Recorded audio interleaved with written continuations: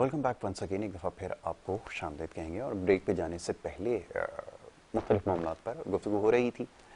ये प्रोग्राम का दूसरा हिस्सा है और इसमें भी हमारी कोशिश ये होती है कि ज़्यादा से ज़्यादा आगे ही लोगों तक पहुँचाई जाए। वो किस हवाले से? वो नफ्सियाती मसाइल के हवाले से। प्रोग्राम के इब्तिदाइया में मैंने तस्करा किया कि हमारी कोशिश ये होती है कि समाजी मसाइल हों, सियासी मसाइल हों या मुआशरती मसाइल हों, हर तरह के मसले पर प्रोग्राम में गुफ्तगू की जाती है। और इस वक्त जो सबसे ज़्यादा चीज़ देखने में आई है, गुज़िश्ता रोज़ भी प्रोग्राम में इस हवाले से मुख्तसरन गुफ्तगू हुई कि नफ्सियाती मसाइल में बेपनाह इजाफा होता चला जा रहा है। गो कि ये पूरी दुनिया में इस किस्म के मामलात हर किसी के साथ दरपेश हैं, किसी न किसी नफ्सियाती मसले का शिकार है। लेकिन हम यहाँ पे इस खत्ते में रहने वाले लोग, इस मुल्क में रहने वाले लोग, ख्याल ये है कि बहुत ज़्यादा नफ्सियाती दबाव का शिकार हैं। और यकीनन जब हम किसी भी दबाव में होते हैं, चाहे जिस्मानी हो, रूहानी या किसी भी तरह के, तो हमें तबीब के पास जाना पड़ता है, डॉक्टर के पास जाना पड़ता है, रुजू करना पड़ता है। लेकिन बड़ी अजीब बात कि नफ्सियाती मामला हो तो हम इससे इज्तनाब करते हैं, इससे गुरेज करते हैं। बाकी हर मामले में हमारी कोशिश होती है कि हम किसी न किसी इल्म रखने वाले शख्स के पास ज़रूर जाएं और मसले का कोई ना कोई हल ज़रूर निकालें। और इसकी एक वजह भी ये है कि हमारे यहाँ इसको बहुत ज़्यादा मायूब समझा जाता है। शायद नफ्सियाती इलाज करवाना, इस बात का तो इदराक हो चुका है कि नफ्सियाती मसला दरपेश है, लेकिन डॉक्टर के पास जाना और उससे इलाज करवाना, इसको हम मायूब समझते हैं। और हमारी कोशिश यही है कि इस प्रोग्राम के हिस्से में, इस सेगमेंट में बात की जाए कि कैसे इस भ्रम को दूर किया जाए, गलतफहमी को दूर किया जाए कि नफ्सियाती इलाज करवाना इसका कतई ये मतलब नहीं है कि आप जहनी मरीज़ हैं या पागलपन का शिकार हैं। नफ्सियाती मसला हर किसी के साथ हो सकता है। तो इस सेगमेंट में मज़ीद इसके ऊपर गुफ्तगू की जाएगी और इसके साथ साथ बहुत सारे सवालात हमारे पास पहले से मौजूद हैं। पिछली नशिस्त में बड़ी तफसील से मुख्तलिफ बीमारियों के हवाले से बात हुई कि जो नफ्सियाती मसाइल हैं और कौन कौन से जिस्मानी मसाइल हैं जिनको जन्म देते हैं। और इसके साथ साथ बहुत सारे ऐसे मसाइल हैं जिसका इल्म शायद आपको ना हो कि ये नफ्सियाती मसाइल में इसका शुमार किया जाता है। इस मौजू पर तफसील से गुफ्तगू करूँगा। मोअज़्ज़िज़ मेहमान स्टूडियोज़ में तशरीफ़ रखते हैं। मोअज़्ज़िज़ मेहमान डॉक्टर शफीक यासिन साहब, एक साइकियाट्रिस्ट हैं, बड़े मशहूर और मारूफ हैं, पाकिस्तान से बाहर मुकीम रहे और बड़े तवील अरसे तक इस फील्ड में आपने काम किया, जिसमें रिपब्लिक ऑफ आयरलैंड भी है, न्यूजीलैंड, ऑस्ट्रेलिया और बहुत सारे दीगर ममालिक हैं जहाँ पर आपने अपनी खिदमत अंजाम दी। और उसके बाद पाकिस्तान तशरीफ़ लाने के बाद आपने कोशिश ये की कि इस हवाले से बाकायदा एक हस्पताल बनाया जाए, जिसकी भी तफसीलात स्क्रीन के ऊपर आपके सामने आ भी जाएंगी। प्रोग्राम में भी इसका तस्करा हो जाएगा कि कराची में किस जगह ये हस्पताल मौजूद हैं जहाँ पर ऐसे मरीजों का इलाज किया जाता है जो नफ्सियाती मसाइल का शिकार है। डॉक्टर शफीक यासीन और उनके हमरा डॉक्टर वेस, ये दोनों मुअज़्ज़िज़ मेहमानों की जोड़ी आज ही के दिन हमारे साथ प्रोग्राम में मौजूद होती है। इस सेगमेंट में उनको मैं खुशामदीद करूँगा। बहुत शुक्रिया, बड़ी नवाजी दोनों को कि आपने हमें वक्त दिया और यहाँ पर तशरीफ़ लाए। डॉक्टर शफीक यासीन से गुफ्तगू का आगाज़ करेंगे। और डॉक्टर साहब, बहुत सारे सवाल अब शुक्र है कि आना शुरू हो गए हैं। पहले लोग काफ़ी ज़्यादा घबराहट का शिकार थे और बाकायदा इस चीज़ की उन्होंने निशानदेही की कि हम पहले ये समझते थे कि इन मामलात पर या इस मसले पर, जैसे ओवर थिंकिंग का मसला है या ज़्यादा रात को सोते हुए कोई ख्यालात का आना या बैठे बैठे दिमाग कहीं और चले जाना, हमें पहले इस चीज़ का इदराक नहीं था कि शायद ये कोई नफ्सियाती मसला हो सकता है। लेकिन अब हमें शायद इस चीज़ का समझ आना शुरू हो गई और अब ये भी समझ आना शुरू हो गया कि डॉक्टर के पास इसका हल है और ये बीमारियां बिल्कुल उसी तरह ठीक हो सकती हैं जैसे कोई भी जिस्मानी बीमारी जो है वो ठीक हो सकती है। मैं चाहूँगा अगर इसके ऊपर गुफ्तगू का आगाज़ किया जाए कि कितना ज़रूरी है कि पहले इनको समझा जाए और उसके बाद फिर डॉक्टर से रुजू किया जाए। कंसल्टेशन किस हद तक काम करती है और ये ख्याल ये है कि ये ऐसी ट्रीटमेंट है जो बगैर दवा के भी की जा सकती है, बहुत इफेक्टिव रहती है। मैं चाहूँगा ज़रा यहाँ से आगाज़ किया जाए। जी बिल्कुल यासिर, हम में से कौन ऐसा है इंसान जो पूरी तरह से परफेक्ट हो, जिसकी ब्रॉटअप इस दुनिया में हो, जो कभी भी नाखुश ना रहा हो या कोई कॉन्फ्लिक्ट या परेशानी या बड़े सदमे से ना गुजरा हो। ठीक है। होता ये है कि अगर हम देखें तो कि जिस स्टैंडर्ड से मैं देखता हूँ साइकेट्री को, आ रहा हूँ बाहर से, उस हवाले से तकरीबन 80 से 90% आबादी को नफ्सियाती इलाज की ज़रूरत होती है, क्योंकि वो थोड़े से भी इश्यूज़, चाहे वो माइल्ड हों, मॉडरेट हों या बहुत ज़्यादा आगे नहीं बढ़े हों, वो एक तो prevention is better than cure पे भरोसा करते हैं और दूसरा ये कि छोटी प्रॉब्लम पे ही आके नफ्सियाती डॉक्टर को या मेडिकल डॉक्टर्स को दिखा देते हैं ताकि प्रॉब्लम बड़ी ना हो, मसला बड़ा ना बन जाए। हम हर इंसान कोई ना कोई कॉन्फ्लिक्ट का शिकार रहता है, चाहे वो काम के हवाले से हो, चाहे वो रिलेशनशिप के हवाले से हो, चाहे वो फाइनेंस या माशी हालात के हवाले से हो, चाहे वो हमारे पास्ट के हवाले से हो, चाइल्डहुड या स्कूलिंग के हवाले से हो। कोई ना कोई ऐसी चीज़ गुजरी होती है जो इंसान को परेशान रखती है। और होता ये है कि शुरू में तो वो परेशानी कॉन्शियस लेवल पे होती है, हमारे सुपरफिशियल लेवल पे होती है, लेकिन जब हम उसे सप्रेस करते हैं और ट्राई करते हैं कि हम उसके बारे में ज़्यादा ना सोचें, तो हम उसे सप्रेस करके सब कॉन्शियस और फिर वो अनकॉन्शियस लेवल पे चली आती है। लेकिन अंदर अंदर जो है ना इंसान को वापस वक्त के साथ साथ आती है और तंग करती है। तो कई दफ़ा जो हमारी रातों की सोचें होती हैं, परेशानियाँ होती हैं, वो सिर्फ प्रेजेंट के हवाले से नहीं होती, कई पास्ट की जो इश्यूज़ हैं हमारे माजी के हवाले से हैं, वो भी उभर उभर के वापस आ रहे होते हैं और इंसान को परेशान कर रहे होते हैं। तो देखा जाए तो बहुत ज़्यादा ज़रूरी है पहले तो ये समझना कि एक नफ्सियात के डॉक्टर के पास जाने का मतलब ज़रूरी नहीं है कि सिर्फ दवाइयाँ ही लेना है। जैसे आपने कहा, बातों से भी इलाज हो सकता है। ये समझना भी ज़रूरी है कि क्या उसका रीज़न था कि जिसकी वजह से ये प्रॉब्लम उभर के अब सामने आया है। और फिर उसका इलाज सिर्फ बातों से हो सकता है, दवाइयों से हो सकता है, या दोनों के कॉम्बिनेशन से हो सकता है।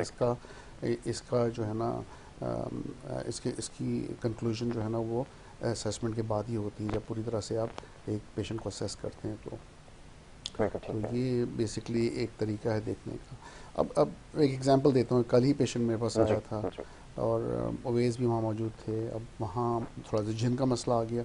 पेशेंट था जो यंग एज का 13 साल का लड़का, 1-1.5 महीने पहले वो किसी गार्डन में गया और फिर वहाँ से वापस आया तो उसको लगा कि कोई जिन है। पहले तो 2 दिन उसको लगा कोई धुआं सा है और फिर उसको लगा कि कोई लाल रंग की आंखें उसे देख रही हैं।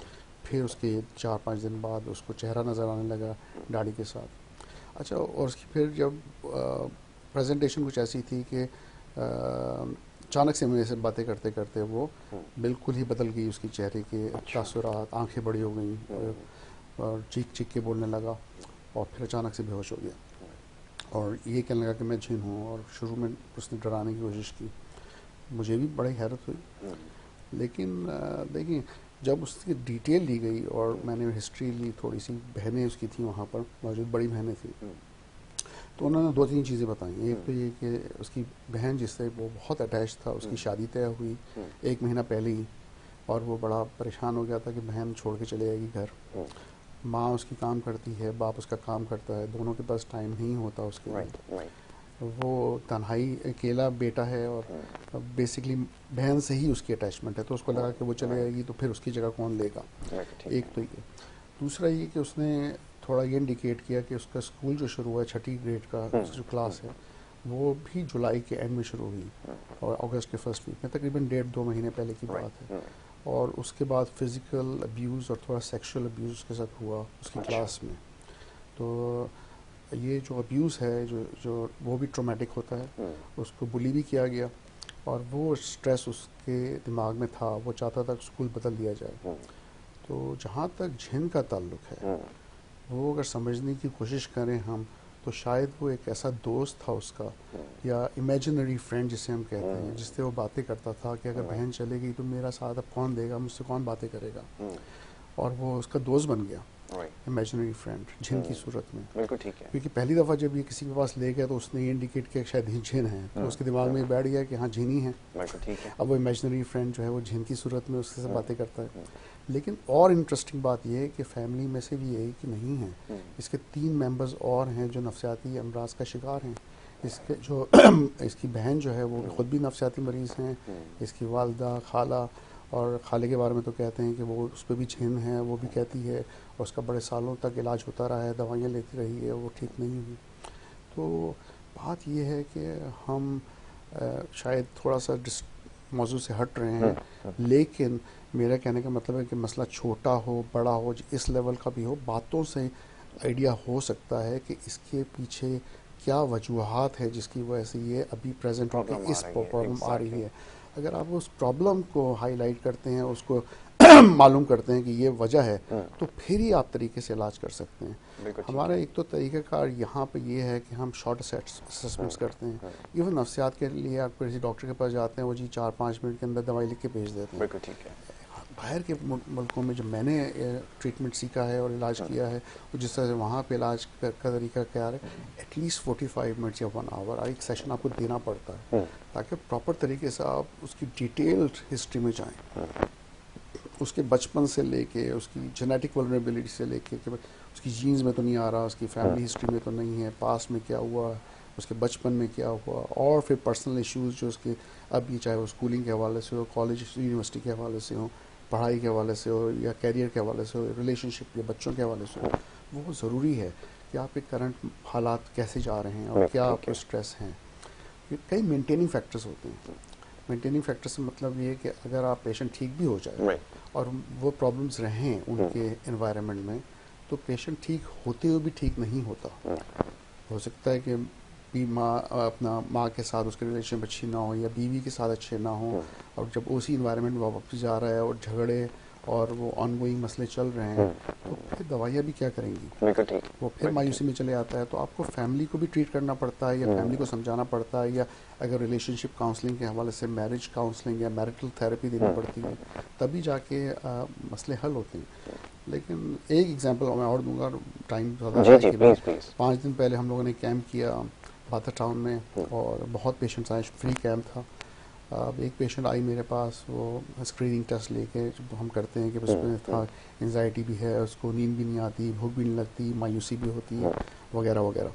तो मेरे मुंह से गलती से निकल गया जी आपको थोड़ा सा नफ्सियाती मसला है।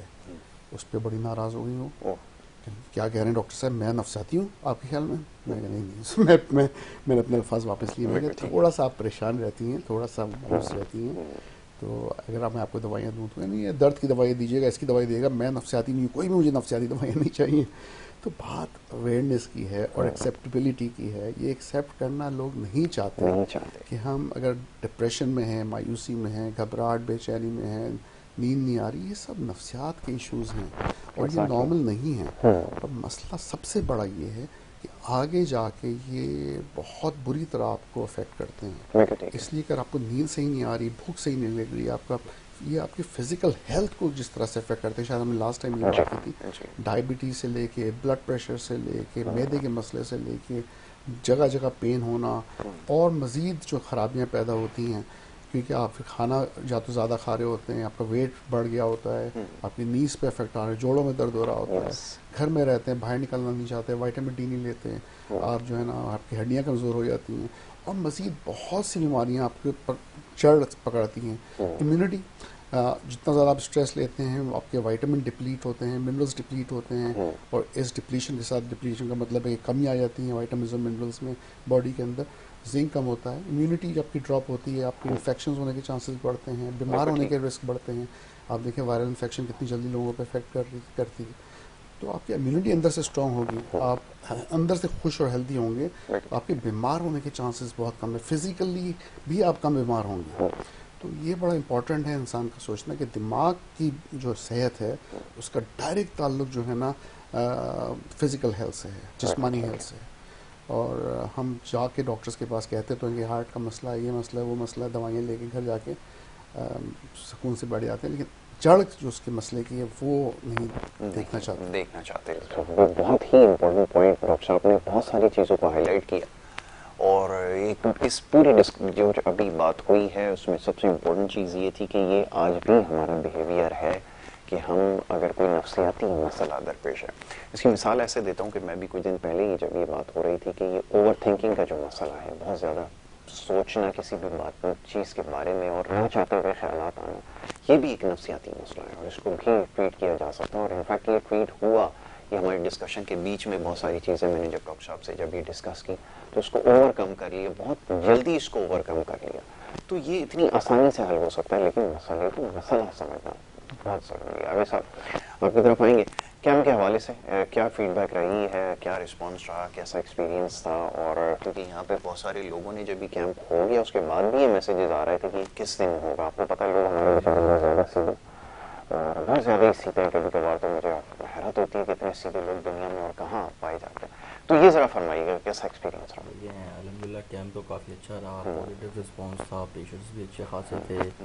तो वही सर वाली बात कि जो पेशेंट्स हमारे पास आ रहे थे, क्योंकि हमने उसमें थोड़ा सा जर्नल टच भी दिया था, ठीक है। साइक के साथ साथ जर्नल कैंप भी था ये। तो ज़्यादातर जो लोग थे उनके दिमाग में बस वही एक ही बात जो मैं अक्सर कहता हूँ कि भाई नफ्सियात का हरगिज़ मतलब ये नहीं है कि बंदा पागल है, लेकिन हमारे लोगों ने सिर्फ एक चीज़ दिमाग में बिठाई हुई है कि नफ्सियात का लफ्ज़ जहाँ आ गया वो समझ लेंगे वो पागल है। इसी वजह से बहुत सारी चीज़ें जो थी वो थोड़ी सी वो भी हो रही थी, लेकिन पेशेंट्स को डील और गाइड किया जा रहा था कि ये एक डिज़ीज़ है और एक ही डिज़ीज़ नहीं है। एक पेपर उसमें 50 क्वेश्चंस हैं, 50 सवालात हैं। अब वो 50 सारे के सारे पागल के तो नहीं है, उसमें नफ्सियात भी है, उसमें साइकोसिस भी है, उसमें डिप्रेशन भी है, एंजाइटी भी है, शिज़ोफ्रेनिया भी है। तो बहुत सारी डिज़ीज़ हैं उसके अंदर से फिर वो फाइंड किया जाता है कि बेसिकली इश्यूज़ क्या है। तो इसी तरीके से भी जैसे सर ने बात की, जो एक बच्चा हमारे पास एडमिट हुआ है तो उसके साथ भी कुछ मसला एंजाइटी का भी है, कुछ डिप्रेशन। असल में उसके साथ सीन ये था कि वो क्लास के अंदर उसके कोई दोस्त नहीं, जो उसके दोस्त थे वो इसे तंग करते थे, सेक्सुअल हेरासमेंट करते थे, ये करते थे। और वो बच्चा हसास था, उसने अपनी फैमिली को इन सारी चीज़ों के बारे में नहीं बताया। वो सारी चीज़ें फील करता रहा। 1 महीना तकरीबन हुआ इस चीज़ को। उसके बाद जाके फिर उसने जब देखा कि बहन की भी शादी हो रही है, स्कूल में भी कोई नहीं है, बाहर भी नहीं खेलता, किसी के साथ मिलता भी नहीं है, फिर उसके साथ ये चीज़ हुई। और उसके जब मौलवी साहब ने उसको कहा कि भाई जिन्नात हैं, तो उसने वो चीज़ अपने दिमाग में बिठा ली। अब सोचने की बात यह है कि जिन्नात का जो उसके दिमाग में बैठा और बैठने के बाद वो जिन्न एकदम हाजिर होता है उसके ऊपर, और मेरे सामने वो 3 दफ़ा हाजिर हुआ। 3 दफ़ा हाजिर होने के बाद मैंने जब सर आए, मैंने सर को बताया, मैंने कहा भाई वो ये चीज़ें हैं, लेकिन ऐसा नहीं है, ये एक नफ्सियात की बीमारी है, इससे ज़्यादा और कुछ भी नहीं है। क्यों? क्योंकि जब हमने उसको इंजेक्शंस वगैरह दिए, मेडिकेशंस दी, उसके बाद वो जिन गायब हो गया वो जिन। ठीक है ना। ठीक है। अगर वो जिन था हाँ। तो बच्चा सो रहा था तो उसको तो आना चाहिए था अपने टाइम पे, जब वो 3 टाइम ड्यूटी दे रहा है प्रॉपर्ली, सही बात है। तो उसको उस टाइम भी ड्यूटी देनी चाहिए थी। क्योंकि नशे की गोली हो या इंजेक्शन, जिन पे तो असर करती नहीं है, इंसान के ऊपर ज़रूर करती है। तो कहने की बात यह है कि आजकल जो है वो एक अजीब सा ट्रेंड है कि अगर इस तरह की कोई सिम्टम्स आ रही हैं तो वो सबसे पहले जाएंगे 1-2 इस पीर के पास, मौलवी के पास। जब वो केस ख़राब हो जाता है ना प्रॉपर्ली, उसके बाद जाके वो डॉक्टर के पास आते हैं। जो चीज़ सही होने वाली चीज़ 10 दिन में बंदा ठीक हो सकता है, 1 हफ्ते 2 हफ्ते में ठीक हो सकता है, वो फिर सालों चले जाता है। अब उनके साथ भी यही इशू था, उनके बड़े भाई के साथ यही इशू हुआ, वही पीर वीर ये सारी चीज़ें चलती रहीं। जब वो डॉक्टर के पास आए तो उनकी हालत ये हो चुकी थी, उनका मुंह खुलना बंद हो चुका था, खाया पिया उन्होंने कुछ था नहीं, वीकनेस इतनी आ गई, कंटिन्यू उसमें चलते रहे। आज तक वो एज अ पेशेंट ही चल रहे हैं। उनकी एक खाला थी, उनके साथ ये इशू था, वो आज तक 20 साल से एज अ पेशेंट ही चल रही हैं। क्यों? जो टाइम था ट्रीटमेंट का, जो टाइम था ठीक होने का, वो उन्होंने सारा ज़ाया कर दिया, इधर से उधर, उधर से इधर के अंदर। और जब वो नॉर्मल, जब सारी चीज़ें ख़त्म हो गई, सब एंड हो गया, उसके बाद वो डॉक्टर के पास आए तो उसका ट्रीटमेंट का टाइम निकल चुका था। अब टैबलेट्स तो हम दे रहे हैं, दवाइयाँ तो हम देंगे, लेकिन जो चीज़ 10 दिन में होनी थी वो 6 महीने 2 साल के अंदर होगी। तो कोशिश ये करें कि जब अगर अल्लाह ना करे किसी के साथ इस तरह का कोई मसला हो तो आप डॉक्टर के पास जाएँ, सबसे पहले डॉक्टर को दिखाएं, वो देखेंगे, असेसमेंट होती है, पता चल जाता है। ऐसी बात नहीं है कि पेशेंट के साथ नफ्सियात का मसला है या कोई और इशूज़ हैं, ठीक है। तो इन सारी चीज़ों से हम असेसमेंट कर सकते हैं, ऐसी बात नहीं है। लोग फील कर रहे होते हैं कि इनके साथ ये मसाइल हैं, वो मसाइल हैं, सारे मसाइल होते हैं, लेकिन डील करने वाला होना चाहिए ताकि उसको पता हो। एक डॉक्टर है, उसने इतना पढ़ा है, उसने अपनी ज़िंदगी के अंदर बहुत स्ट्रगल की होती। ऐसे जिन्नात वाले केसेस हमने बेइंतहाशा देखे हैं, ठीक है, और उनके साथ कोई जिन्नात का मामला नहीं होता, ये सिर्फ एक दिमागी बीमारी होती है। एग्जैक्टली। जी डॉक्टर साहब, ऐड करना चाह रहा हूँ प्लीज। तकरीबन 26 साल मैंने बाहर काम किया, इंग्लैंड भी किया, वहाँ पे मुलाकात नहीं हुई किसी से, वहाँ एक जन से मुलाकात नहीं हुई और एक केस भी मेरे पास नहीं आया जिसने मुझे कहा कि मेरे अंदर जिन आ गया है और पोजेस्ड हो गया हूँ। लेकिन हाँ, ऐसे केसेस ज़रूर थे जहाँ पे उनको वो कह रहे थे जी अभी एलियन जो है ना मेरे साथ है, या मैं एलियन को देखता हूँ, या किसी ने मेरे अंदर चिप डाल दिया है कंप्यूटर का। तो देखते होता ये कि जब साइकोसिस होता है या पागलपन होता है तो कल्चरल बेस्ड होता है मेरे ख्याल में, जी। रिलीजियस बेस्ड भी होता है। तो क्योंकि वहाँ के कल्चर ऐसा है कि वो साइंस को ज़्यादा मानते हैं या टेक्नोलॉजी को ज़्यादा मानते हैं और फिर वो फ्यूचरिस्टिक मूवीज़ देखते हैं, तो वो उस हवाले से फिर उनके होता है कि भाई मेरे ब्रेन में से ऐसी चीज़ें गायब कर दी गई हैं कि मैं अपने सॉन्ग्स क्रिएट करता था और इवन विटनी ह्यूस्टन और ये लोग मेरे सॉन्ग्स गाते थे पहले, और जो है ना ये जो उसने चुरा के जो ना किसी तरह मेरे दिमाग से गायब करके चोरी की है, और फिर वो इतना ज़्यादा कन्विंस था कि आप लाई डिटेक्टर ले आए, तो एक लाई डिटेक्टर होता है, कह रहा मुझे पाया झूठ नहीं बोल रहा हूँ, मैंने कहा आप मुझे पता है आप झूठ नहीं बोल रहे कि वो इतने कन्विंस्ड होते हैं, वो डिल्यूजन्स इतनी रियल होती हैं उनके लिए कि डेफिनेटली अगर वो लाई डिटेक्टर से भी गुजरेंगे ना तो पास कर जाएंगे क्योंकि वो झूठ नहीं बोल रहे होते हैं। बिल्कुल ठीक है, वो अपनी तरफ से बिल्कुल सही होते हैं, बिल्कुल एग्जैक्टली, तो आपने बिल्कुल ठीक कहा कि ये तो प्रॉब्लम है। डॉक्टर साहब, अब कुछ सवाल जो सोशल मीडिया के थ्रू हम तक पहुंचे उसमें ये कि अब हमारे यहाँ लोगों ने सेल्फ मेडिकेशन का रास्ता इख्तियार किया, जिसके ऊपर हम पहले बड़ी डिटेल डिस्कशन कर चुके हैं, बहुत ज़्यादा दवाओं पर डिपेंडेंसी हो गई, अब उसको आप समझ लें कि गेट रीड करना बड़ा मुश्किल हो रहा है, और अब उनको लगता ही है कि अगर ये दवा इस्तेमाल नहीं की या कोई भी, बल्कि एक तो डायबिटिक पेशेंट भी है तो उनको शायद ज़रूरत नहीं थी, लेकिन इतना ज़्यादा उनका दिमाग इस चीज़ के ऊपर हो चुका है कि अगर ये मैं नहीं लूँगा तो शायद मैं मर जाऊँगा, और वो खौफ की वजह से इसका इस्तेमाल करना शुरू कर देते हैं। इसके अलावा बहुत सारी मेडिसिन का इस्तेमाल शुरू कर देते हैं, तो इस चीज़ को कैसे कम किया जाए, ये ज़रा फरमाएं कि ये वाकई ट्रीटेबल है, इसके लिए भी किसी थेरेपी की ज़रूरत है कि कोई भी दवा, बाज़ लोगों को मैंने देखा है कि खामखा वो जो पेन किलर्स हैं, मैं नाम तो नहीं ले सकता, कोई एस्प्रिन ले रहा है, कोई कुछ ले रहा है, बात पे ले रहा है, कोई ज़रा सा उनके साथ प्रॉब्लम हुआ है, अगर उनको चींटी ने भी अगर काटा तो फ़ौरन से वो लेना शुरू कर देते हैं कि शायद ये हमें बिल्कुल ठीक कर देती है, और उसके बाद जो डैमेजेस होते हैं वो तो बड़े खतरनाक होते हैं। जी, ये किडनी जो डायलिसिस सेंटर ही आप चलेंगे तो आपको अंदाज़ा हो कितने ज़्यादा पाकिस्तानीज़ हैं जिनकी किडनीज इतनी ज़्यादा डैमेज हो गई हैं, गुर्दे इतने डैमेज हो गए हैं। वजह यही है ना कि हम एहतियात नहीं करते। फिर आप बिल्कुल सही कह रहे हैं, डिपेंडेंस और एडिक्शन जो है ना वो बड़ा ख़तरनाक है, और पॉलीफार्मेसी या फिर अपनी मर्ज़ी से कोई दवाइयाँ लेके मल्टीपल दवाइयाँ ले लेना, ये उस वक्त तो सिम्टम्स को ठीक कर देगा, या आपकी चले एंजाइटी कम हो गई, आपको नींद आ गई, ये या फिर आपको पेन ठीक हो गया, कोई दवाई आपने फार्मेसी से जाके ले ली या लेते रहेंगे, लेकिन वो बड़ी ख़तरनाक है गुर्दों के लिए और दूसरे डिपेंडेंस के हवाले से जो आदी हो जाते हैं लोग। डेफिनेटली इसका इलाज है, लेकिन उसके लिए आपको सही डॉक्टर के पास आना है, उसकी ऑल्टरनेट दवाई लेनी है जो कि सेफ़र हो, जो इतनी नुकसान ना करें, और उसको ग्रेजुअली टैपर करके कम करके बंद करना और तरीके से करना डील उसको, ये उसका तरीक़ाकार होता है। और मेरे ख्याल में बहुत ज़रूरत है लोगों को कि वो इस तरह की दवाइयाँ बगैर तजवीज़ के ना लें, क्योंकि वो बहुत ज़्यादा डैमेजिंग है हमारे लोगों के लिए। हमारे लोग मासूम हैं। अभी पेशेंट मेरे पास परसों ही आया था, कहते जी मैं तो लाल दवाई लेता था सुबह और सो जाता था, मेरी बीवी को मैंने लाल दवाई दी तो वो भी सो जाती थी, शुरू में तो ठीक से लाल दवाई काम कर रही थी, अब तो उसने इतना रोना शुरू कर दिया है पिछले कुछ दिनों से कि वो डिप्रेशन आउट ऑफ कंट्रोल हो गया है। मैं उसको सैफ़ी ले गया था, वहाँ जाकर उसको ट्रिप लगा, वहाँ बेहोश भी हो गई, तो आज मैं उसको यहाँ लाया इसलिए सारे टेस्ट उसके नॉर्मल आए हैं, तो कहने नफ्सियात का मसला है, तो आप जरा देख समझ में आई। तो घूम फिर के वही बात है ना कि एंड में अपना ट्राई भी कर लिया, अपनी डॉक्टरी भी कर ली, दूसरे डॉक्टर्स के पास भी चले गए, जब उन्होंने कहा तो फिर वो आए।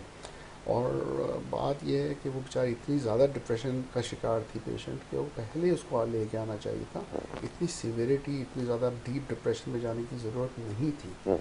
जब प्रॉब्लम छोटी थी तो आप खुद दवाइयाँ खिलाते रहे मर्ज़ी से, नींद तो आ गई, सुपरफिशियल मसला तो ठीक हो गया ऊपर के लेवल पे कि भाई जैसे बुखार उतर जाता है दवाई खिलाने से, नींद भी एक दवाई खिलाने से आ जाती है, लेकिन असल में नींद के ना आने की वजह तो डिप्रेशन था। अगर डिप्रेशन ही ट्रीट नहीं हुआ तो फिर डेफिनेटली पेशेंट इम्प्रूव नहीं होगा। अच्छा, उसके साथ साइकोलॉजिकल इश्यूज़ भी हैं, देयर रीजंस के उसकी डिप्रेशन की कुछ वजूहात हैं, और मैंने रिकमेंड किया उसको साइकोथेरेपिस्ट को दिखाने की भी ज़रूरत है।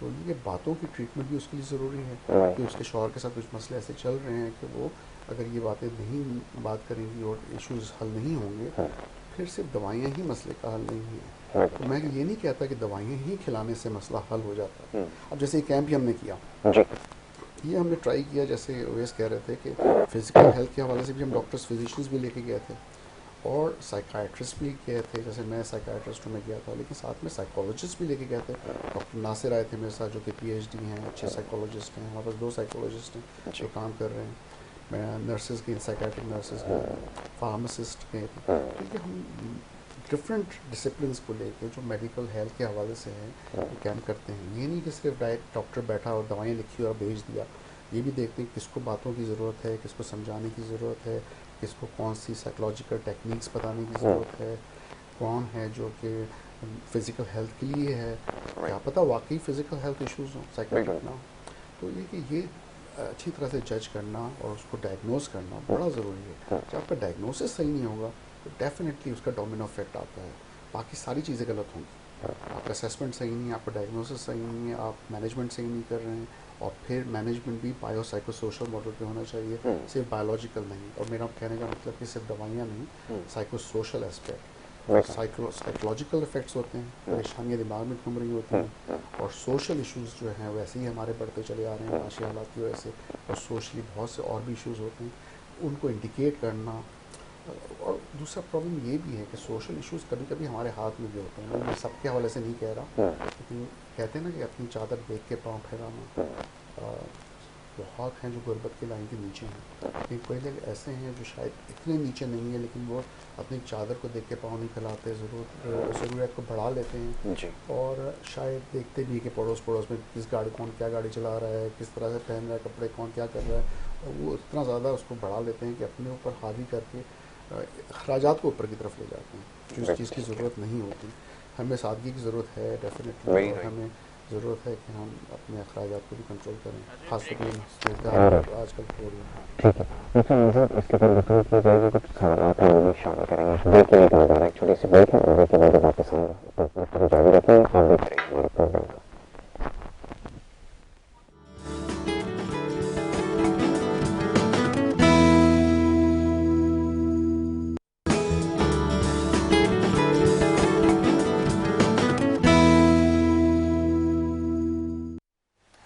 Welcome back once again. एक दफ़ा फिर आपको खुश आमदीद कहेंगे, और ब्रेक पे जाने से पहले और ब्रेक के दरमियान भी मौजूद यही ज़ेर बहस था, ये जो नफ्सियाती मसाइल हैं, जब इनको ट्रीट किया जाता है तो क्या कुछ हो सकता है और बेहतर हो सकता है। और कोई भी इंडिविजुअल, कोई भी शख्स इनफरादी हैसियत में अगर किसी मसले का शिकार होता है, तो जब भी कहीं वो जाता है घर में, अपनी ऑर्गेनाइजेशन के अंदर जहाँ वो काम करता है, अपने बिज़नेस से ताल्लुक़ रखता है, अगर उसके साथ मामलात ख़राब होते हैं तो फिर नताइज उसके हक़ में नहीं आते, जिसकी वजह से फिर ये गुमान गुजरता है, जैसा भी डॉक्टर साहब ने कहा कि हमारे साथ किसी ने कुछ कर दिया है या कुछ करवा दिया है। इसको कैसे दूर किया जा सकता है, और ये काबिल इलाज है, नफ्सियात में इसका इलाज मुमकिन है, और ये समझ लीजिए कि बराह रास्त ताल्लुक़ इंसान की नफ्सियात से ही है। डॉक्टर साहब, अभी ब्रेक के दौरान जो मैंने आपको एक स्टडी बताई जो नज़र से गुजरी, तो ये इस हद तक कमाल इसके नताइज सामने आ रहे हैं, और बाहर तो शायद इन चीज़ों के ऊपर अमल होता है, लेकिन हमारे यहाँ बड़ा इसको मायूब समझा जाता है। जैसे मैंने आपको टीम की मिसाल दी कि एक टीम जो है वो कभी भी किसी इंपॉर्टेंट मैच में जाती है, वो हमेशा कोलैप्स कर जाती है। तो उनको, उनके पास सब कुछ है, उनके पास स्किल्स भी हैं, सब कुछ हैं, लेकिन नहीं है तो वो लीडर ज़ाहिर है कि वो उनको नहीं डिलीवर कर पा रहा, उसको ना ये स्किल्स उसके पास हैं, क्योंकि वो ज़ाहिर सीखा हुआ नहीं है, और कोई इसकी ट्रीटमेंट भी इस तरह की नहीं हुई। वो खुद बेचारा स्ट्रगल कर रहा होता है कि मेरे पर नफ्सियाती दबाव का शिकार होता है कि अगर मैं नहीं होऊंगा तो मैं शायद इस जगह पर हूँ, आज नहीं रहूँगा, कल मेरे पास से स्टेटस और ये प्राइड सब चला जाएगा, फिर मैं क्या करूँगा, मुझे और कोई काम नहीं आता। ये फेयर हैं जो मैंने अपने प्लेयर्स के अंदर देखे, जिसकी वजह से वो कोलैप्स कर जाते हैं। ये बताइए किस हद तक जो है वो इसको ट्रीट किया जा सकता है। जी बिल्कुल, आपने बड़ी इंटरेस्टिंग बात की। पाकिस्तान की क्रिकेट टीम, आई थिंक हर खिलाड़ी की अपनी नफ्सियात होती है जी। और ये बड़ा इंटरेस्टिंग है कि आप ये नहीं कर सकते कि ग्रुप को बिठा के आपने एक मोटिवेशनल थेरेपिस्ट को बुला लिया और एक टॉक दे दी और सब मोटिवेटेड हो गया और जी आप सब खेलेंगे ज़बरदस्त, ऐसा नहीं होता। आई थिंक इसके लिए इंडिविजुअल असेसमेंट्स की ज़रूरत होती है। एक खिलाड़ी के दूसरे खिलाड़ी से नफ्सियात बड़ी अलग होती है। एक तो ये हर खिलाड़ी की अपनी स्ट्रेंथ्स हैं और वीकनेसेस हैं। उनकी जो ताकत है वो असेस करना तो अलग कहानी है, लेकिन उनकी वीकनेसेस क्या हैं। और कॉग्निटिव बिहेवियरल थेरेपी जो है ना वो बड़ी कमाल की थेरेपी है एक तरह से देखा जाए, क्योंकि कॉग्निशन को चेंज करना, पॉजिटिविटी की तरफ लेके आना, उनकी इनसिक्योरिटीज़ को कम करना। क्योंकि वो अंडर प्रेशर जब खेलेंगे ना, ये सोच के कि भाई आगे हम निकाले जाएंगे, कि मेरी जगह कोई और दूसरा आ जाएगा, मैं रिप्लेस कर दिया जाएगा, तो अंडर प्रेशर आप नहीं खेल सकते ज़्यादा। अंडर प्रेशर खिलाना भी नहीं चाहिए किसी खिलाड़ी को। आप मोटिवेट करते हैं, आप उनको फ्री खिलाते हैं, लेकिन उनकी बिहेवियर को देखते हैं, आप उनको देखते हैं भाई ठीक टाइप पे सो रहा है, आउट ऑफ रूटीन तो काम नहीं हो रहा, स्लीप पूरी हो रही है, एपेटाइट कैसे ले रहा है, साइकोलॉजिकली स्टेबल है कि नहीं, इमोशनली कंटेंट है कि नहीं है, मतलब खुश है, बहुत एंजाइटी में तो नहीं है। और ये चीज़ें एक साइकोलॉजिस्ट और साइकाट्रिस्ट का काम है जो असेस की जा सकती है। और सिर्फ क्रिकेट टीम के हवाले से नहीं, मैं समझता हूँ हर ऑक्यूपेशन के हवाले से। बाहर की कंट्रीज में तो बड़ी बड़ी फर्म्स हैं, बिजनेसेस हैं, साइकाट्रिस्ट और साइकोलॉजिस्ट को इंगेज करती हैं ताकि वो असेस करें कि कौन से ऐसे साइकोलॉजिकल इश्यूज़ हैं या बर्न आउट तो नहीं है वर्क के रिलेटेड कि इतना ज़्यादा थक जाते हैं, ये स्ट्रेस है, ये बुलिंग है, या फिर ऐसा तो नहीं कि एक इंसान को किसी और डिपार्टमेंट में डाल दिया गया और शायद वो उधर ज़्यादा अच्छा परफॉर्म कर सकता हो और वो बेसिकली ज़बरदस्ती उससे कोई और काम लिया जा रहा हो। तो देख, अब इमरान खान को लेना फॉर एग्जांपल, जब वो क्रिकेट खेलते थे, मैं उनकी पॉलिटिक्स के हवाले से बिल्कुल बात नहीं करूँगा, ना करना चाह रहा हूँ, लेकिन वो पहले अच्छे बॉलर थे, लेकिन बैटिंग की तरफ आए तो ग्रेजुअली उन्होंने अपनी बैटिंग को इम्प्रूव किया। जब देखा कि बॉलिंग शायद मैं कंटिन्यूसली नहीं कर सकूँगा आगे, तो अपनी दूसरी स्ट्रेंथ को समझते हुए बॉलिंग को इम्प्रूव किया उन्होंने। ये उस वक्त की बात है जब हम यंग होते थे। और इसी तरह कई खिलाड़ी ऐसे होते हैं जो दोनों बैटिंग और बॉलिंग दोनों को लेके चलते हैं।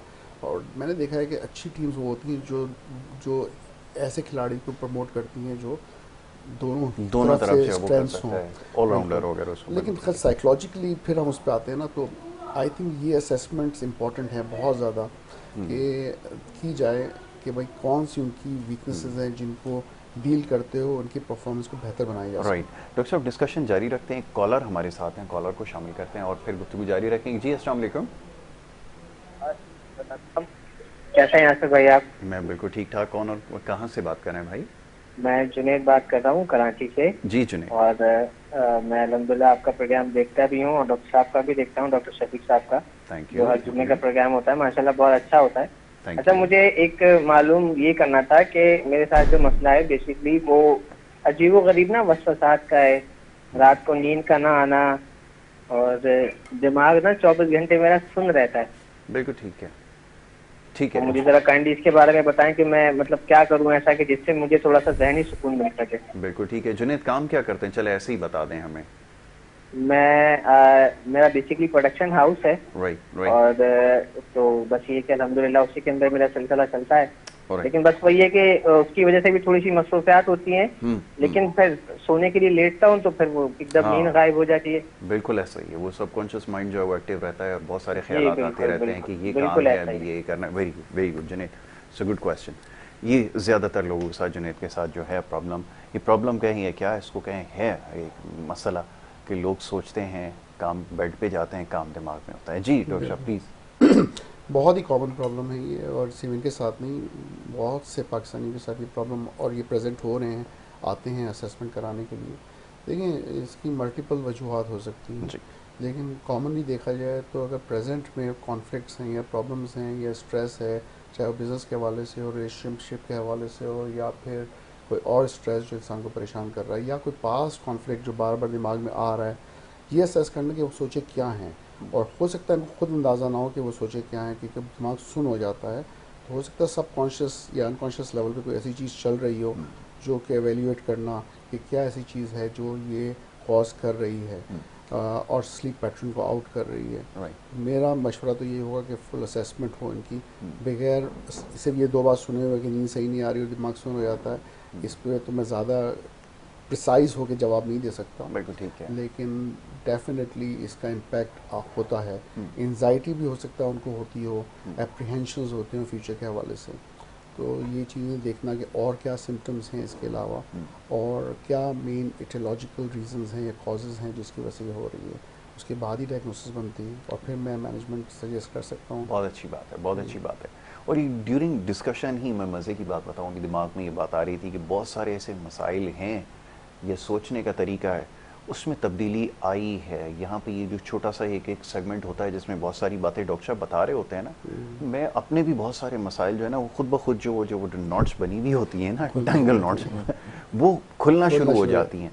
तो ये बड़े काम की चीज़ है, बड़े मज़े की बात है। इसके बाद में प्रोग्राम के बताऊँगा, डॉक्टर साहब को डिस्क्लोज करूँगा कि आज मैंने क्या चीज़ जो है उसको ओवरकम कर लिया डिस्कशन के बीच में। मैं इसकी तरफ आता हूँ। अभी ज़रा हॉस्पिटल से रिलेटेड और थोड़ी सी बात हो जाए, लोगों को ज़रा ज़्यादा ये जानने में आसानी हो कि किस किस किस्म की नौयत के केसेस आ रहे हैं, और ख़ास तौर पे वो जो ड्रग अब्यूज़ के हवाले से बहुत ज़्यादा क्वेरीज़ आ रही हैं कि कैसे ट्रीट किया जाता है, क्या वो जो ट्रेडिशनल हमारे पास जो है वो देखते हैं ना कन्वेंशनल जो हॉस्पिटल होते हैं जिसके अंदर उसको ट्रीट किया जाता है, पकड़ के ले जा रहे होते हैं, लोग कहते हैं कि यहाँ पे भी यही सिलसिला, ज़रा ये लोगों के इल्म में आए। देखें यासिर भाई, मसला ये होता है कि अगर ड्रग्स का पेशेंट है बेसिकली, तो बहुत सारे केसेस में ऐसा होता है कि ड्रग्स वाले पेशेंट हॉस्पिटल आना नहीं चाहते, ठीक है ना, जिसकी वजह से घर वाले भी परेशान होते हैं और इन्वायरमेंट भी कुछ ऐसा होता है। तो फिर उसके लिए हमारे पास स्पेशल एक सर्विस होती है, स्कॉट सर्विस। उसमें हम करते ये हैं कि हमारे पास से नर्सिंग स्टाफ जाते हैं, सिक्योरिटी गार्ड जाते हैं, और अगर कंडीशंस पे डिपेंड करता है कि बहुत टाइम से अगर वो ड्रग्स ले रहे हैं, वीक हो गए हैं, एज का इशू है या कोई इस तरह का इशूज़ हैं, कोई स्पेशल केसेस हैं, तो उसके लिए हमारे पास से डॉक्टर भी साथ जाते हैं। जब साथ जाते हैं तो फिर वहाँ पर जाकर हम पेशेंट्स को, जाहिर सी बात है वो एग्रेसिव भी होते हैं, हाइपर भी होते हैं, सब कुछ होता है, तो फिर उनको करंटली उनकी कंडीशन देख के उनको मेडिकेशन इंजेक्टेबल दिया जाता है। इंजेक्शंस दे के फिर उसे हम हॉस्पिटल शिफ्ट कर लेते हैं और उनके बाद उनका ट्रीटमेंट स्टार्ट होता है।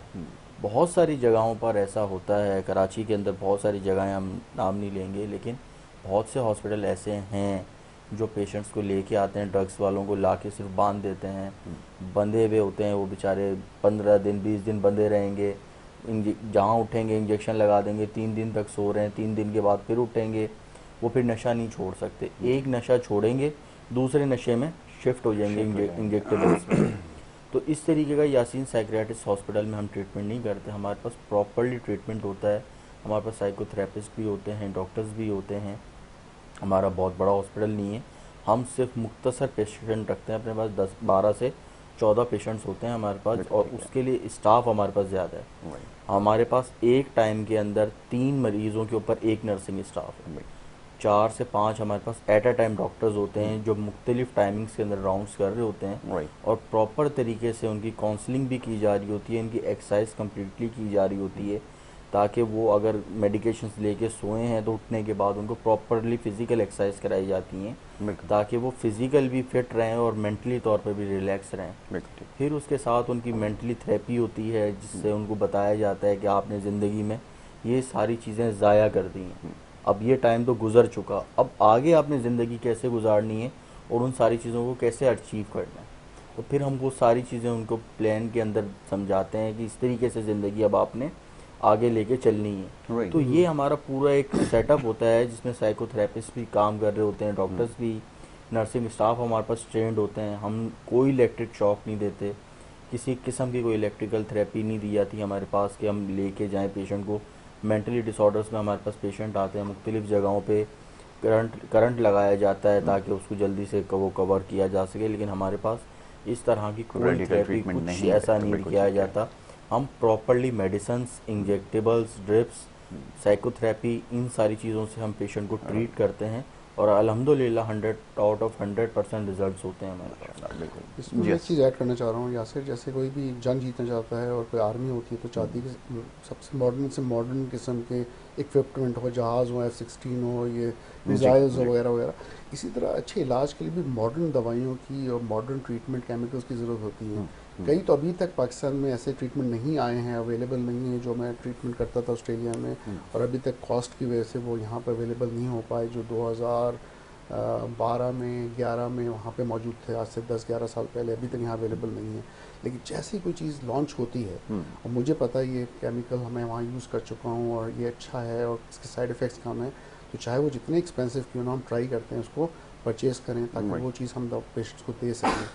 तो हम एज एन इन पेशेंट, चाहे वो कॉस्ट हम एक पैकेज रखते हैं कि भाई इतने का है और इतने के अंदर ही करना है इलाज, लेकिन कोशिश करते हैं कि महंगी से महंगी अच्छी से अच्छी दवाई इस्तेमाल करें कि जो भी है पेशेंट्स के गुर्दे हैं, जिगर है, ऑर्गन्स हैं, वो डैमेज ना हो कम से कम, और दूसरा के बेनिफिट ज़्यादा से ज़्यादा। तो ये बड़ा इंपॉर्टेंट है। दूसरे इंस्टीट्यूशंस को मैं कह नहीं सकता, लेकिन कई जगहों का मुझे जो पता है, वो दवाइयाँ अभी भी 1970-1980 की इस्तेमाल कर रहे हैं, बहुत पुरानी मेडिकेशन यूज हो रही हैं, और उसके साइड इफ़ेक्ट्स ज़्यादा हैं, हार्डिक साइड इफ़ेक्ट्स बहुत हैं। तो वो समझना ज़रूरी है लोगों को कि दवाइयों में बड़ा फ़र्क होता है, केमिकल्स में फ़र्क है, और एडवांसमेंट्स आई हैं, नई रिसर्च आई हैं, और जो हेड ऑन ट्रायल्स हैं, जो रैंडमाइज कंट्रोल या फिर एविडेंस बेस्ड स्टडीज़ हैं, उस हवाले से ही इलाज होना चाहिए, कि नई रिसर्च के हवाले से ही एक इंस्टीट्यूट को चलना चाहिए, जो बहुत ज़रूरी है। बिल्कुल ठीक है, ये सबसे ज़्यादा ज़रूरी है, इस चीज़ का ख्याल रखा जाए। कॉलर एक आ गए, कॉलर को शामिल करते हैं, फिर गुफ्तगू जारी रखेंगे। जी अस्सलाम वालेकुम। वालेकुम अस्सलाम, रियाज खान बोल रहा हूँ, मॉडल कॉलोनी कराची जी से। जी यासिर रियाज भाई भाई, कैसे हैं आप? मैं बिल्कुल ठीक ठाक। रियाज भाई आप फरमाइए, कैसे मिजाज हैं? ठीक ठाक हैं? बस जी अल्लाह का बड़ा शुक्र है। ये आपकी K21 की बड़ी मेहरबानी है कि हर किस्म के हमारे जो मसले मसाइल हैं उनको उजागर करते हैं, और जो बहुत लोग शुक्रिया, बहुत शुक्रिया। दूर बैठे हुए होते हैं, जो डॉक्टर्स की फीसें नहीं दे सकते, यहाँ फ्री ऑफ कॉस्ट उनको मशवरे दे देते हैं या बुलवा लेते हैं। तो बहुत स्पेशली डॉक्टर साहब आपका और आपके हमारे यासिर भाई और पूरे बहुत टीम का शुक्रिया, बहुत बहुत शुक्रिया कि आप लोग इस किस्म के प्रोग्राम लेके आते हैं। बहुत शुक्रिया। रियाज भाई क्या पूछेंगे? दूसरा ये है कि सर ये नफ्सियात के बारे में जो है ये करना होता है कि अब एक आदमी है वो बात करता है ना, फिर दोबारा रिपीट कर देता है ना, किसी चीज में समझाओ भी तो नहीं समझता है ना, होता बिल्कुल करना ऐसा। शुरू कर देता है। तो इस बारे में जरा सा डिटेल दें कि जी। इसके क्या किया जाए, कि किस तरीके से इसको कवर किया जाए। जिस तरह बच्चे होते हैं जी, कि जी, वो गुस्से आ जाते हैं या बुजुर्ग हैं, जी। तो इसके जरा सा कोई थोड़ा सा टिप्स बहुत दे अच्छी दें बात। कि अभी हो जाए। अभी बड़ी आपको मेहरबानी। बताते हैं रियाज भाई, बहुत बहुत अच्छा आपने एक इशू की तरफ निशानदेही की है, यकीनन ट्रीटेबल है। और ख़ासतौर पे बच्चों के अंदर अभी जैसे तस्करा हुआ कि बच्चों के अंदर बार बार एक चीज़ दोहरानी पड़ती है, बाज़ लोग इरिटेट हो जाते हैं। बच्चे की नेचर है, शायद उसका समझने का तरीका हमारी तरह ना हो, ज़्यादा मेच्योर नहीं है। तो देखा है बच्चों को मार लगाना शुरू कर देते हैं, तुम्हारी बात समझ में क्यों नहीं आ रही। अब ये बताइए कि वो कहते हैं कि यार बच्चों को कुछ ऐसा सिखाया जाए या कुछ ट्रीटमेंट ऐसी हो जिससे वो ये समझ जाए। जी डॉक्टर साहब। ये मारना तो डेफिनेटली नहीं चाहिए बच्चों ठीक को। है। दूसरा कि बच्चों के अंदर क्यूरियोसिटी होती है, सवालात वो पूछते हैं, जी और जो ज़्यादा सवालात पूछते हैं वो ज़्यादा इंटेलिजेंट होते जी। हैं नॉर्मली। आजकल जो हाइपर बच्चे हैं वजह भी यही, उनका दिमाग ज़्यादा चल रहा है, तेज़ चल रहा है, माशाल्लाह से इंटेलिजेंट बच्चे पैदा हो जी। रहे हैं। तो हमें उनको और नरिश करना है। जैसे जो सवालात वो पूछ रहे हैं, मैं समझता हूँ उनको अटेंशन देनी चाहिए, उनको प्यार से बात करनी चाहिए उनसे, और कोशिश करनी चाहिए कि उनके जवाब जितनी दे सकें उतने दें, क्योंकि वो इसी से सीखेंगे। अगर वो रिपीट कर रहे पूछ रहे सवाल तो उसमें कोई हर्ज नहीं है मेरे ख्याल में, इसलिए कि वो फिर शायद उसको वापस से क्लियर करना चाह रहे हों, या फिर वो और चीज़ें क्लेरिफाई करना चाह रहे हों, या हो सकता है आपने वो जवाब नहीं दिया या वो जो सुनना चाह रहे हों। तो बहुत सी वजूहत हो सकती हैं, लेकिन बच्चों को बहुत प्यार से ही डील करना बेहतर है, मैं समझता हूँ। पनिश बिल्कुल नहीं करना चाहिए। हाँ ये है कि अगर कोई नेगेटिव बिहेवियर है जो लगता है कि बच्चे नहीं सही कर रहे हैं, अनयूजुअल है, ठीक है। तो उसके लिए 3 तरह की चीज़ें हैं। देखिए, पॉजिटिव रीइंफोर्समेंट, नेगेटिव रीइंफोर्समेंट या पनिशमेंट। अच्छा, पनिशमेंट इज़ नॉट एक्सेप्टेबल, ठीक है। किसी को पनिश या सज़ा देना बच्चों को। पॉजिटिव रीइंफोर्समेंट ये होती है कि उसने कोई अच्छा बिहेवियर किया, आपने उसको कोई स्टार दे दिया, बेटा आपने बहुत स्टिकर दे दिया, कोई प्यार से बोला, बहुत अच्छा इंकरेज किया उसको किसी तरह से भी, छोटा सा टॉय दे के या स्टार लगा के या कुछ भी अप्रिसिएशन करके। लेकिन जो नेगेटिव बिहेवियर है, जो वो आप चाहते हैं कि ना करें, उसको अवॉइड करें, उसको बता दें और उसको थोड़ा शो करें कि आप खुश नहीं, ताकि उसको ये एहसास हो कि ये अच्छा बिहेवियर नहीं था। बिल्कुल ठीक है। और मार को इनकरेज ना करें। बिल्कुल ये ठीक तो है। बच्चों के हवाले से है। बड़ों के हवाले से बूढ़े भी ऐसे करते हैं, बार बार रिपीट करते हैं, और बुढ़ापे में आके भी बच्चे ही बन जाते हैं वो जी बेचारे। जी। तो कई दफ़ा याददाश्त का मसला होता है, भूलने लगते हैं, फिर वो बार बार एक सवाल रिपीट कर रहे होते हैं, पूछ रहे होते हैं, या उनके पास शायद टाइम ज़्यादा होता है, वो आपकी टेंशन मांग रहे होते हैं। फिर हम जब माँ बाप बड़े हो जाते हैं, मतलब बूढ़े हो जाते हैं, तो फिर बच्चे बड़े हो जाते हैं, अपने कामों में बिजी हो जाते हैं, तो माँ बाप भी सोचते हैं यार मुझे अटेंशन चाहिए, मेरे को इतना टाइम मेरा बेटा या बेटी नहीं दे रही। क्या पता वो जानबूझ के भी एक सवाल बार बार कर रहे हो कि मेरा पास आएगा, मुझे जवाब देगा, थोड़ी देर में से बैठ जाएगा। बिल्कुल हो सकता है। या डिमेंशिया कैसा हो सकता है, जो भूल जाते हैं लोग और फिर वो बार बार रिपीट करते हैं चीज़ें। एक तीसरी चीज़ एडल्ट करते हैं और दूसरे भी करते हैं, बचपन से टीन एज से लेकर ओल्ड एज तक, जो OCD है, रिमिनेशंस हैं। इंसान बार बार एक ही सोच बार बार सोचता है, रिपीटेडली एक ही सोच उसको बार बार आ रही है, तो हो सकता है वो सवाल भी कुछ रिपीट कर ले, जैसे उसको रिमिनेशंस है, तो वो OCD का हिस्सा, ऑब्सेसिव कंपल्सिव डिसऑर्डर का हिस्सा भी हो सकता है। बिल्कुल ठीक है। तो ये इसके ऊपर इंशाल्लाह हमारी डिस्कशन जारी रहेगा, क्योंकि बड़ा इंटरेस्टिंग टॉपिक है, और ख़ासतौर पे बच्चों के हवाले से आजकल क्योंकि ज़्यादा प्रॉब्लम जो हमें नज़र आ रही हैं वो बच्चों की वजह से नज़र आ रही हैं, और ख़ासतौर पे जो हम घर में हमारे माहौल है उसका ज़्यादा असर बच्चों के ऊपर नज़र आ रहा है। सोसाइटी में जो कुछ हो रहा है उसकी वजह यही है कि उनकी क्योंकि तरबियत सही नहीं हो पा रही। और अब इसमें बहुत सारी चीज़ें हैं जिसके ऊपर इंशाल्लाह आगे मौका मिलेगा तो ज़रूर डिस्कस करेंगे, क्योंकि वक्त यहाँ पर मेरे पास बिल्कुल ख़त्म हो गया। मैं फिर बहुत ज़्यादा शुक्रगुजार हूँ डॉक्टर शफीक यासीन का, डॉक्टर अवैस का, कि उन्होंने प्रोग्राम में वक्त दिया और बड़ी अच्छी डिस्कशन रही और ये सिलसिला इंशाल्लाह आगे भी जारी रहेगा। इजाज़त यहाँ पर आपसे लेनी होगी। मोहम्मद यासिर और हमारी टीम को आप इजाज़त दें। अल्लाह हाफ़िज़।